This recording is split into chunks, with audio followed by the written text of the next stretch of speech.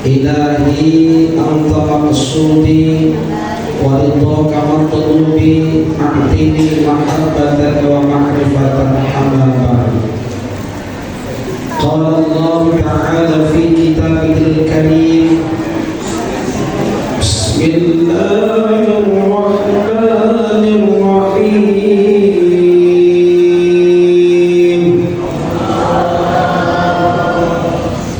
Laqad kana lakum fi rasulillahi uswatun hasanah liman kana yarjullaha wal yawmal akhir wa dzakarallaha katsiran.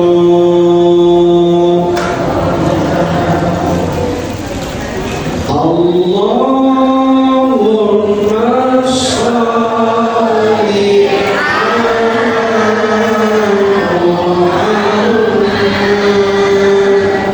ya Rabbi sholli alaihi wasallim. Oh mengaji ganjarane nomor wahid. Allah mau bahid itu kayak kepegelan ya, kayak kue. Moga-moga kula kabeh wafat syahid. Allahumma sholli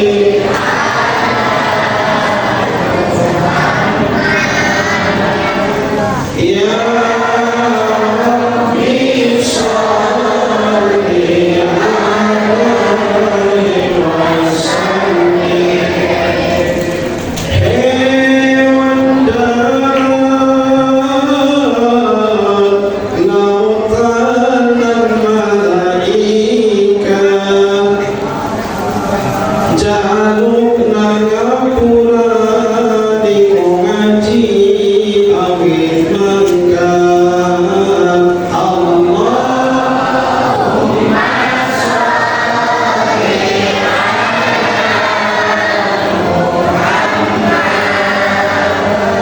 ya Rabbi sholli alaihi wasallim. Mugi-mugi kang baca sholawat ikhlas diparingi asal salawatan ingkang ingkang kula hormati Hadratul Mukarramin, para alim ulama, para kiai, para sesepuh, asatidz wa asatidzah, bil khusus pada Ketua Dewan Kemakmuran Masjid Al-Marki, yaitu Bapak Kiai Haji Asep beserta jajaran-jajarannya yang saya hormati, dari aparatur pemerintah tingkat kelurahan. Bapak mulanya ada Pak? Ada motor dan juga perangkat-perangkatnya, yaitu Bapak Tulis Tahu Kesma dan juga Bapak RT RW. Bapak RW nya ada Pak? Mana Bapak RW nya? Alhamdulillah sehat Pak RW. Alhamdulillah ya. Bapak-bapak dan ibu-ibu, hadirin wal hadirat, mustami'in yang semoga dirahmati Allah Subhanahu wa taala, dan juga anak-anakku semua, remaja-remaji penuh satu masjid, bapak-bapak yang mikir, yang banyak anak-anak. Alhamdulillah. Hadirin wal hadirat yang dirahmati Allah Subhanahu wa taala. Pada kesempatan malam hari ini, Bapak Kiai Haji Asep tujuannya melaksanakan peringatan Maulid Nabi Muhammad Sallallahu Alaihi Wasallam. Karena ini backgroundnya nggak ada, nanti pasang. Peringatan Maulid Nabi Muhammad Sallallahu Alaihi Wasallam itu dilaksanakan pada bulan Rabiul serentak seluruh Indonesia, bukan hanya saja di Kesambi, bahkan sampai tingkat nasional dan tingkat dunia semua melaksanakan Maulid Nabi. Ada istilah Maulid itu, yang pertama Maulid Nabi. Kata anak santri yang mondok atau pesantren namanya isim zaman, yang artinya waktu kelahiran Nabi, yaitu tanggal 12 Rabiul Awal. Ada yang namanya Maulud Nabi, Mauludun isim maf'ul, artinya Kanjeng Nabi yang dilahirkan. Ada istilah muludan. Ayo sama-sama anak-anakku, muludan.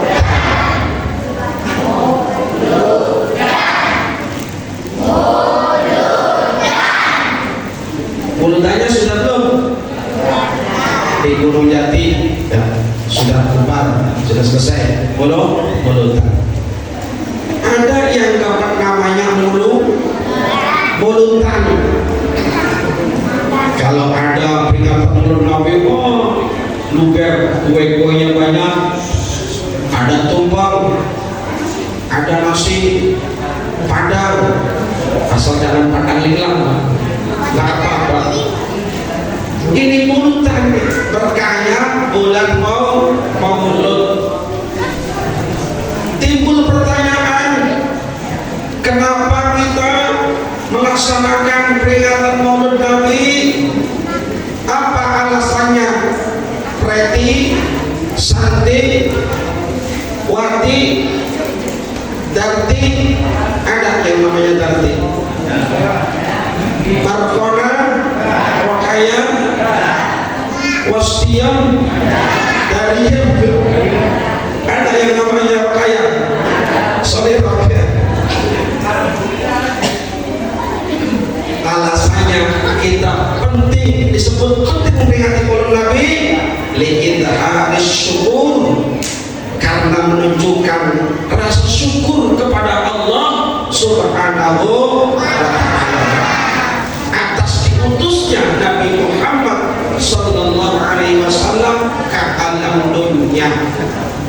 Jadi Bapak Ibu, malam ini wajib bahagia, wajib gembira, bisa memperingati Maulid Nabi. Pak, senang apa? Malam ini senang apa? Senang atau jauh? Bu, senang nggak Bu?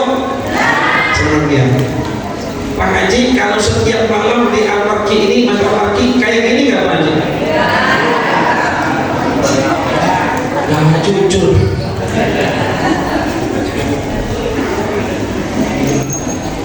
Bu, kalau ibu senang pada malam hari ini, berarti ibu-ibu kira-kira mendengarin ceramahnya Ustadz, kira-kira siap gak Bu?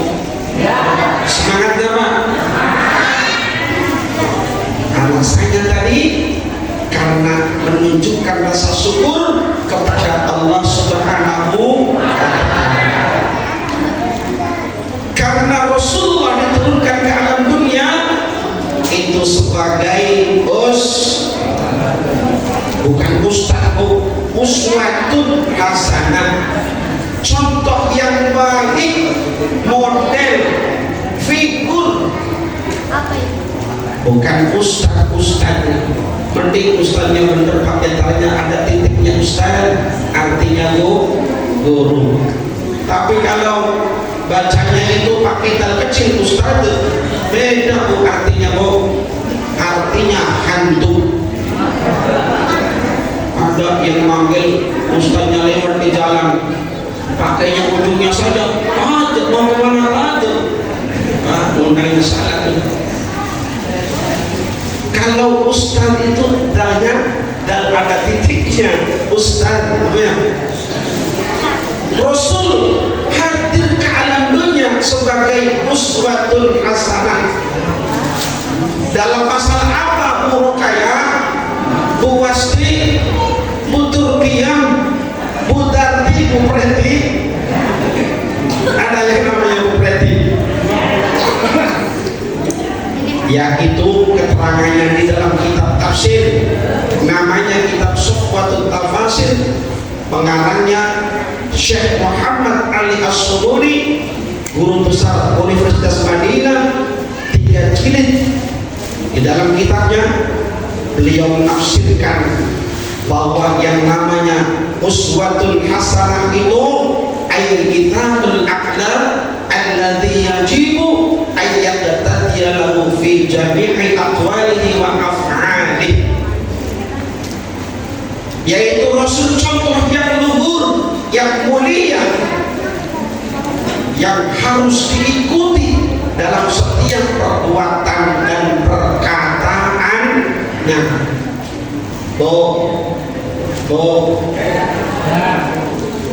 Di kampus saya sekarang ini kan bulan Rabiul Awal ya, masih ya, tak tulis ambil aja ya, awal berangkat Rabiul Awal ya, tapi masih anak oleh Nabi, berarti merupakan bukti cinta pada Rasulullah. Bapak Ibu, kira-kira bulan Hijriah sudah pada hafal? Ayo dicoba ya, ingetin. 1, bulan Muharram. 2, Shawwal. 3, bulan kalau bulan Masehi hafal, Januari, Februari, Maret, April, Mei, Juni, Juli, Agustus, wah hafal luar kepala. Biasa nunggu gajian pengalaman ya Bu. Dites bulan Hijriah belum pom, baru sobar belum pom yang gak bisa jalan ke sananya. Ada di kampus saya kalau ngasih nama itu sesuai dengan bulan Masehi. Kalau lahirnya bulan Desember namanya Desi. Kalau bulan November namanya Novri. Kalau bulan Oktober namanya Oktoviani. Kalau bulan September namanya Septiani. Kalau bulan Agustus namanya Agus. Kalau laki-laki, kalau perempuan Agustin. Ada yang namanya Agus. Kalau bulan Juli namanya Julianto. Kalau bulan Juni Juniati.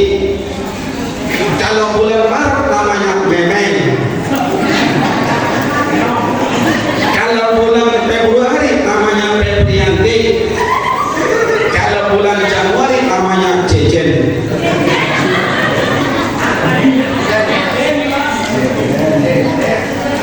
Mulusnya hari Rabu, kemudian lahirnya mulusnya hari Selasa, hari Rabu lahirnya, puputannya hari Jumat, namanya Sarboa. Ada lagi yang mau lahiran ke rumah sakit, sudah tulas di lampu merah, keburu keprosotan, ada polisi yang nyasikin, namanya Rosi, keprosotan di depan oleh polisi. Rosi namanya. Kasih nama asal kayak jangan nama Jahannam ya. Saya sih alhamdulillah kasih nama anak namanya Jahannam, kan di Quran. Hati-hati, di Quran juga itu ada yang baik, ada yang buruk. Jangan mentang-mentang kamu di Al-Quran namanya Abu Lahab, orang yang paling jahat Bu. Manusia itu namanya Abu Lahab. Seperti itu jahatnya Bu. Lahirnya Rasulullah, orang yang paling senang. Beliau itu berkorban saking senangnya menyembelih onta, puluhan onta. Makanya Abu Lahab kalau setiap pada Senin itu dikasih syafaat oleh Rasulullah, berhenti disiksanya. Gara-gara ngormati, senang kelahiran Kanjeng. Pulang ibu wajib senang ya. Pulang ke rumah pusing lagi, datang ke pengajian bahagia lagi ya. Pulang pusing lagi mikir utang.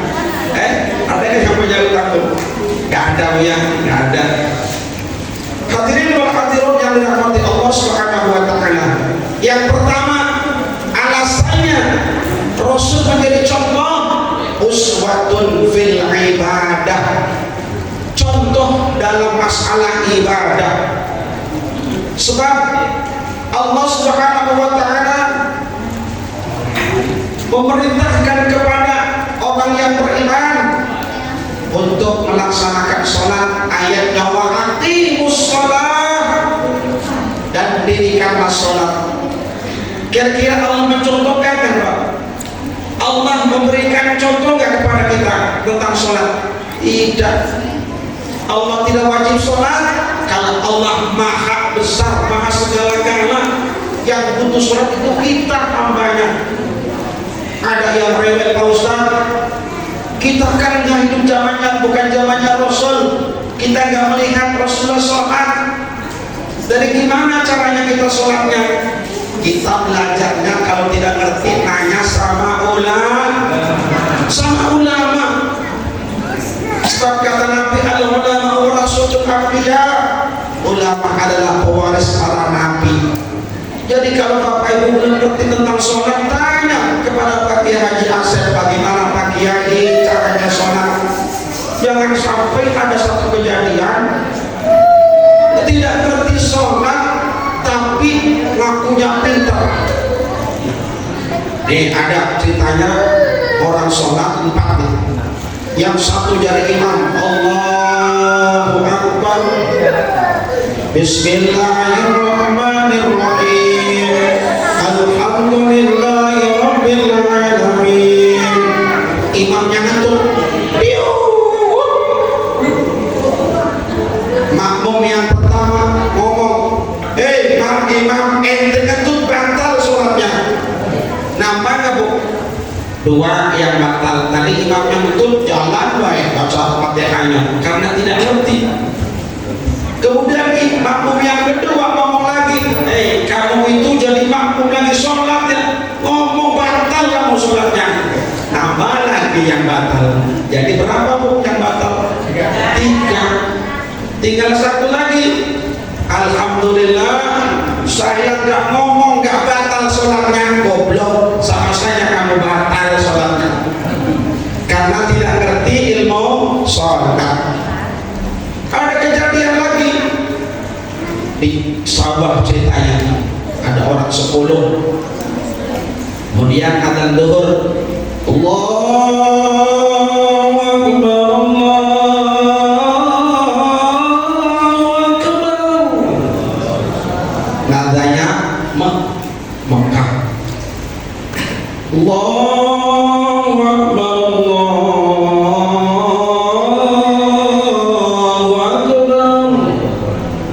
Ini nadanya Masjid Al-Arab. Mana batin? Ini kata Nabi, muadzin kalau rutin istiqomah adanya, kata Nabi, tidak akan hancur jasadnya. Alhamdulillah. Yang pertama, hafidhul Al-Quran, tidak akan busuk tubuhnya ketika meninggal. Kemudian yang kedua, orang yang rajin baca Al-Quran, tidak akan busuk jasadnya. Karena kata Nabi, afdhalul ibadati ummati ba'dal maktubah qiraatul Quran.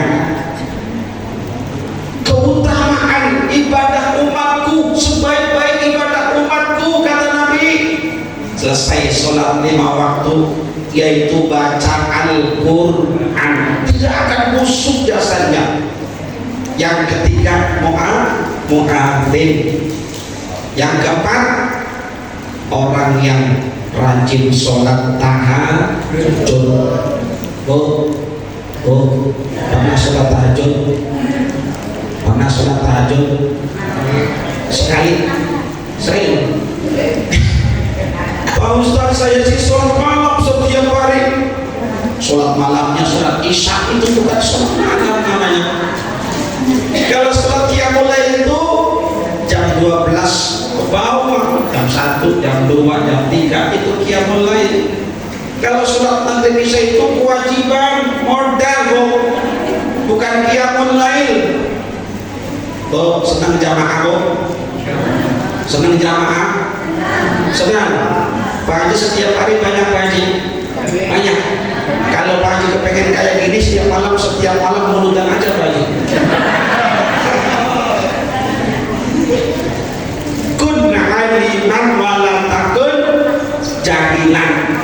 Jadi orang pinter, jangan jadi orang. Ditanya tadi setelah ada azan zuhur, teman-teman ayo berhenti, lagi macet ya, nyangkul di sawah, berhenti. Ada yang ngomong satu, nggak usah sholat di masjid, di sawah saja nggak apa-apa. Ya oke, kata teman yang satunya. Akhirnya sholatnya di sawah, di kalangan tuh. Ada yang satu ngomong, saya aja yang jadi imam, kamu semua jadi makmum. Nanti kalau jadi makmum harus nurut sama imam. Oke bos, kata makmumnya. Barisannya mundur Pak. Kalau yang ngerti kan barisannya nyamping, itu si mundur orang 10 itu. Nggak ngerti. Imamnya takbir Allahu Akbar, selesai Fatihah, dan terus ruku selesai, iktidal selesai, mau sujud, mak imamnya kena musibah, kakinya dipleset di dalam, nendang makmum yang di belakang, selamat jedak, kepalanya ketendang, akhirnya jatuh. Makmum ingat dengan imam, kalau jadi makmum harus turut dengan imam, akhirnya nendang lagi yang di belakang, jedak, akhirnya berturut-turut sampai ke belakang, tendang-tendangan. Yang paling bingung Pak di belakang. Nah, mau nendang kemana nih, gak ada yang di belakang. Akhirnya maju ke depan, imam ditendang sasarannya, semuanya roboh. Jadi batal semua.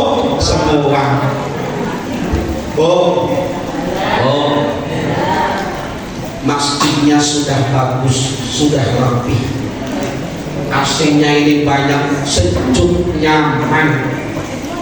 Makanya ayo bareng-bareng ramein sholat berjamaah. Jangan sholatnya sendirian di rumah. Memang sholatnya wanita itu lebih baik di rumah, tapi sepanjang sejarah istri Rasulullah tidak ada yang di rumah sholatnya, semuanya di masjid, karena kepengen keutamaannya. Coba Bapak Ibu kalau sholatnya sendirian di rumah, satu dapat pahalanya kalau benar baca Fatihahnya, tapi kalau salah baca Fatihahnya, seumpamanya begini, yang benar kan Alhamdulillahirabbil alamin. Maklum karena bacaannya itu belajarnya tua, lidahnya kaku, benernya alham dibacanya alham. Ya Bu, ada yang alkam, alhamdulillahirabbil alamin. Salah alamin.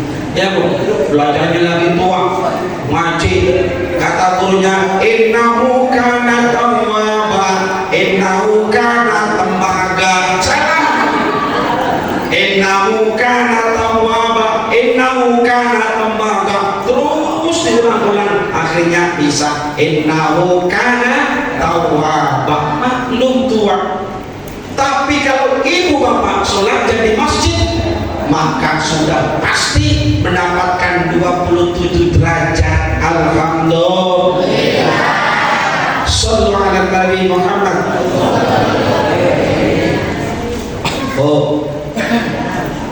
Bukan hanya itu utamaannya, masjidnya sudah bagus, sudah nyaman, tempat wudhunya rapi.